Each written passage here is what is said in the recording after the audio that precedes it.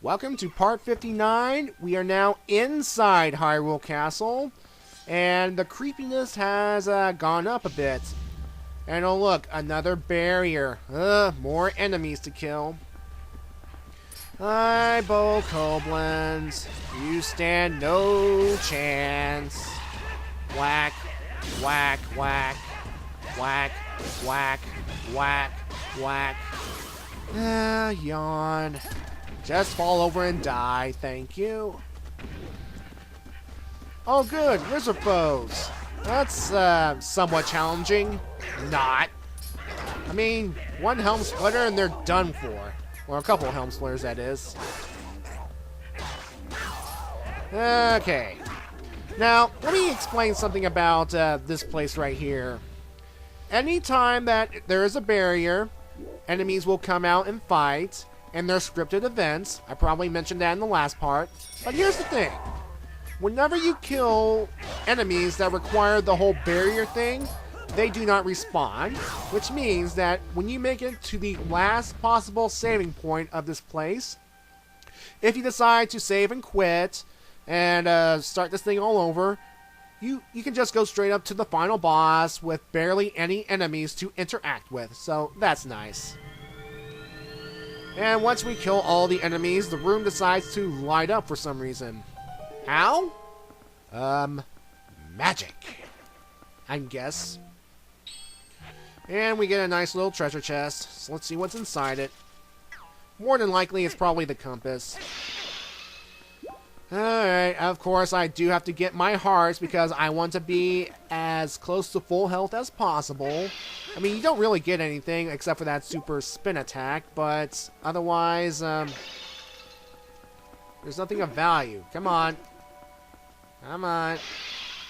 Stop hitting pots and just go. Why did I keep this footage in? You have to ask past me for that, but,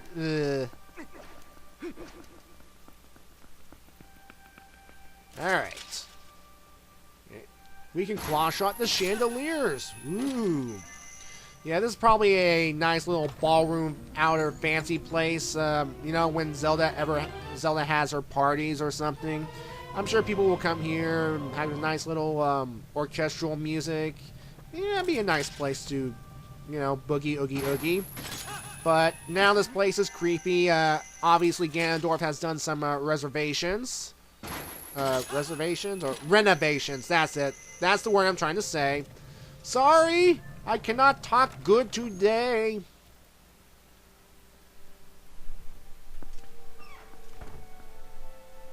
Oh goody, a dark nut. Oh goody, and the mini-boss music, I remember this. At least it's fighting music against an enemy, that's different. Well, not different, but yay. Alright, I'm taking my time this time around. I'm not going to go all Leroy Jenkins on this sucker. Of course, this thing does score off some hits on me. Come on. Come on, you.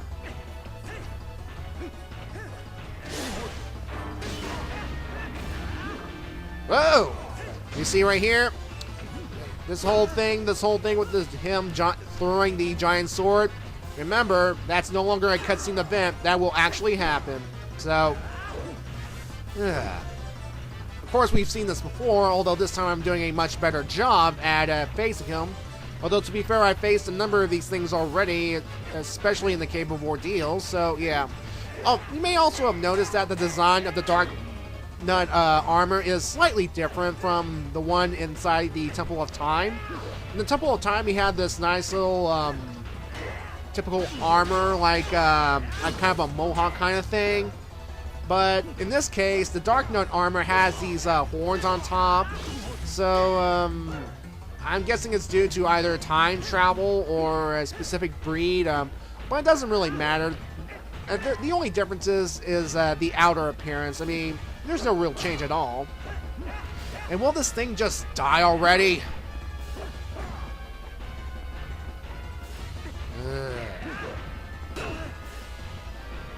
Luckily, my shield will protect me.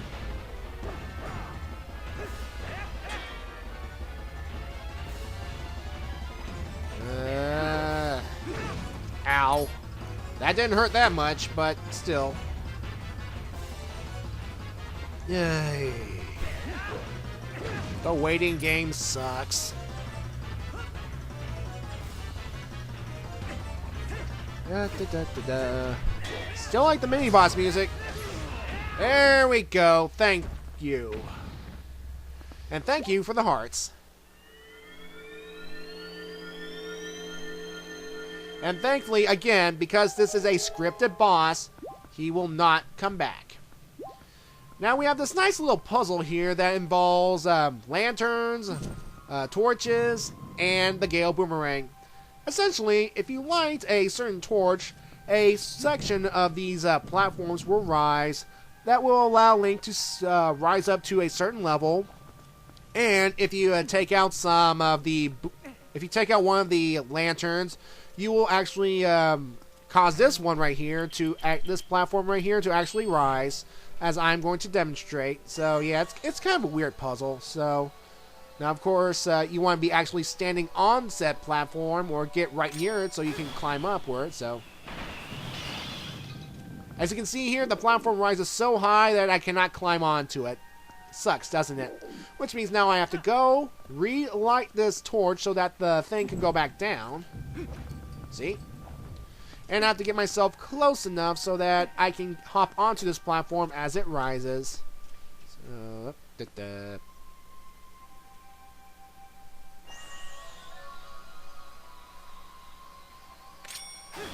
and go! Yay! Don't worry, those statues won't hurt you. They are not dark nuts, thank God. Oh, and 50 rupees, yay. Now at this point, we can either go 2 different pathways. Now, if I were to go that pathway right there, I would face off against 2 more dark nuts. No, thank you. I am not going to go that way. Besides, it's not worth it. Go this way instead. Why? You'll see. Well, for one, there are easier enemies, and 2, trust me, you will want to go this way. Now, first of all, we have another lantern puzzle and torch puzzle. So all we have to do is just make sure to, well, first of all, light up the room, and then you'll see a specific order in which the torches have to be lit in order for us to continue. Now, of course, as soon as we begin this puzzle, keys will appear and attempt to thwart Link. See? Right on cue. But it doesn't matter. I will light these up and continue onward. Anyway, you may be hearing a nice little creepy remix of the Hyrule Castle theme and Ganondorf's theme. And personally, I like it. I like it a lot. Because remember, Ganondorf is in charge of the castle right now, so it makes sense. Alright, this way we will encounter a pair of Dino Foals. See? And I'm going to take one of them out of the equation right now. How? Bomb arrows. I'm going to take one of them out, and I sadly didn't get the second one because he spotted me, but oh well. Well, at least that's one less enemy to take care of. See? He blocks the shield, that stupid thing, but hey, one less enemy to deal with. Come on. Come on. There we go. Shield bashing for the win.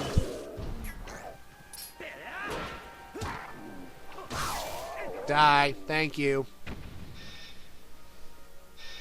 Alright. Anyway, going this way, it will actually provide a shortcut to get up to the final boss quicker. If you ever have to leave or save the game and restart from the beginning of this place, just thought I'd let you know. Now here's how to do it.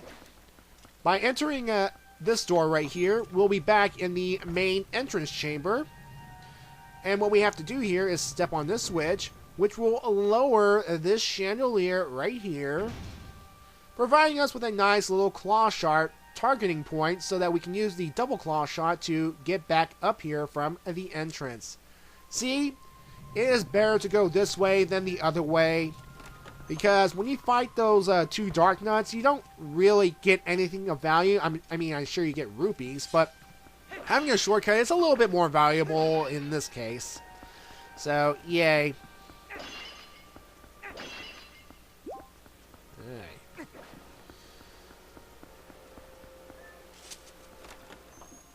Now, by going out here, we will be going back outside, back in the upper area, back into the rain and the gloom.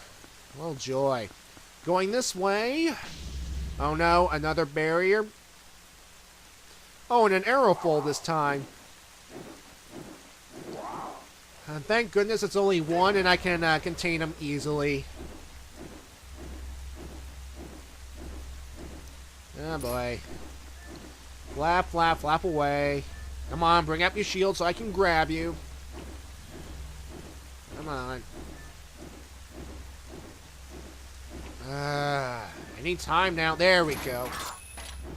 Whack, whack, whack. Shield bash, and... there. Dead.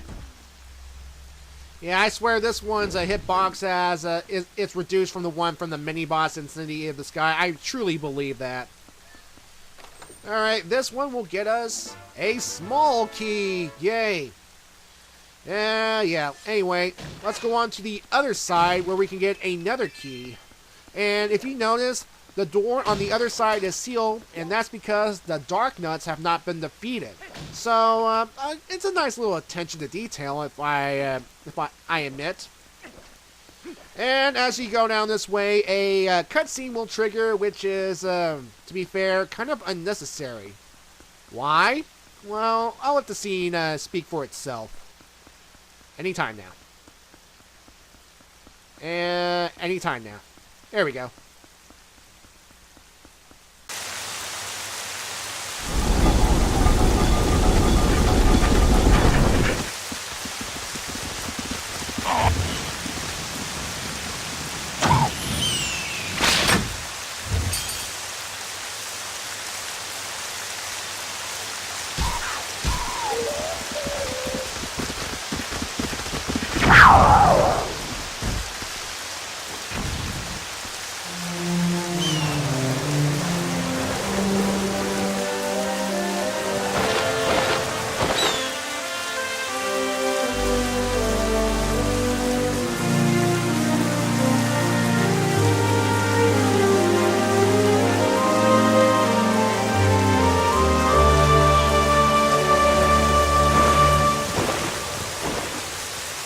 Too little, too late, game. I mean, seriously. Link could not defend himself against that? Link has handled worse in this game. I mean, at the very least, he could have taken a few hearts damage, but Link's life was not threatened there. And Link could have taken those guys out no problem. The group... this is the game proving that the group still has some use. But again, it's too little, too late, game. I mean, the group was sitting on their lazy bums, drinking milk at a bar, while Link was doing all the work. No. Trying to justify this? No. I am sorry. I mean, sure, having the old Aru guy having a nice bazooka, I admit that's cool, but at this point, just give it up, group. Let the hero saving to Link. Let Link be the hero. I'm sorry. And that's all I have to say about that. Anyway, folks, at this pathway, we have to essentially get to one ghost to another, and they will point out the safest way to go. Why? Because if you touch any of these other bricks besides the ones they point to, the direction they point you to, you will, well, essentially fall to your doom. Yeah, these blocks are, well, most of these blocks are insta-drop, and there's no way to save yourself. I mean, once you drop, it's insta-drop, straight down. No joke. And, yeah. But thankfully, I believe these blocks are safe. Yeah. Anyway, we're almost there. We're getting closer and closer to the top, and can you feel the excitement, folks? Can you feel the anticipation? And of course, here's my cautious side coming out once again because stairs are broken, bottomless pits. Ugh. So Ganondorf must have had some rage issues or something, because I seriously doubt that this castle has this kind of stair design. I mean, unless Zelda wants her guests to have a nice thrilling time. Yeah. Now, you may also be hearing that the music is starting to change slightly. Yeah, as we get higher and higher throughout this section, the music will shift more and more towards Ganondorf's theme, the complete theme, not Hyrule Castle plus Ganondorf's theme, the complete Ganondorf's theme. So it makes sense. Also, this is also an intensified version of this Hyrule Castle Ganondorf's theme, until we get high enough to hear the complete Ganondorf's theme. Yeah, you can start hearing more Ganondorf's theme right now. And more lizard foes. Come on, guys, bring it on. Whack. Whack again. And another whack.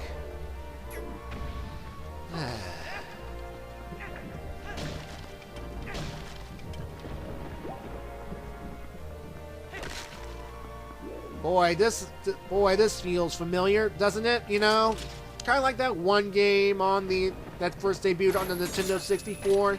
You know, a game that had Ganondorf's music play in the background as the hero climbs some stairs to where he is located at. Yeah, although to be fair, that was actually a tower that Ganondorf created, and not a castle that he hijacked. Yeah, the thing about the towers is, again, you have to think that this Ganondorf here is not the brightest guy in the bulb. I mean, the Ganondorf of Ocarina and Wind Waker, he's a lot smarter, and he is a lot more powerful, and he has had time to utilize the power of the Triforce of Power. Now, this Ganondorf, he might have had the same amount of time, but he didn't experience what the Ganondorf of Ocarina and Wind Waker experienced. He did not suffer a major defeat at the hands of the Hero of Time or the Hero of Winds. No. He was just some guy taking over the Hyrule, you know, being all wah-ha-ha-ha-ha. He essentially lacks creativity, as we'll see when we meet him coming up. And goody, another Dark Nut. Whoop-dee-doo. And blah, blah, blah. Same old battle. Here we go again. Okay. Now you may notice I still have a small key on hand, and right there is the boss door lock right there. So yeah, once we beat this Dark Nut here, we can actually proceed onward to the boss. But we can make a slight detour, because also in this room is a locked door that if you have one more spare key, then you can actually access. I'll show you once I kill this sucker. Come on.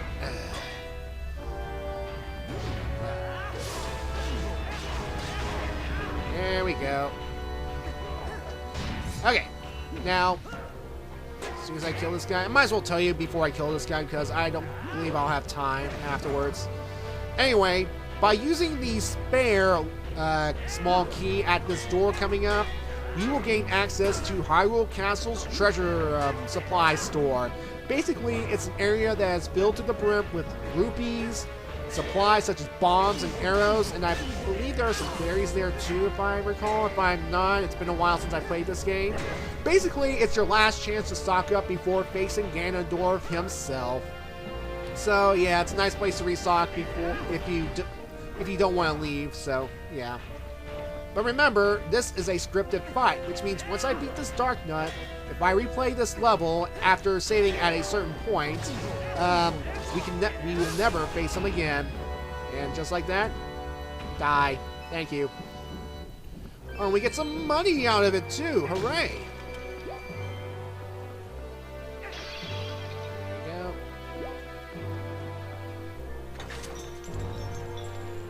Alright, and this is the room right here. There are a whole bunch of treasure chests filled to the brim with goodies. There are pots in this area, boxes, basically anything we need to resupply ourselves with.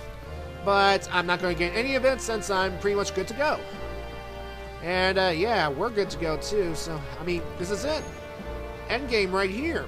We're almost done with this game. Can you believe it? I can't believe it. Alright, folks, let's unlock this door, go through it, and face off against the hijacker himself.